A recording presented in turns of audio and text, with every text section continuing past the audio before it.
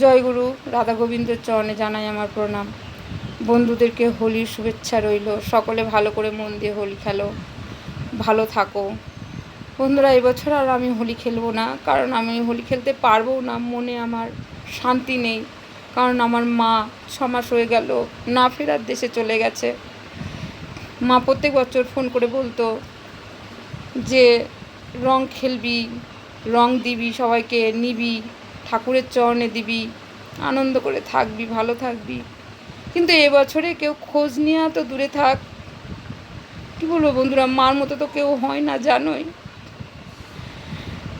আমার মা যেখানে না ফেরার দেশে চলে গেছে, বন্ধুরা তোমরা আমার মার জন্য শুভ কামনা করো, যেন তিনি খুব ভালো থাকে যেখানে গেছেন। তোমরাও খুব ভালো থাকো, সবাই ভালো থাকো। জয় গুরু।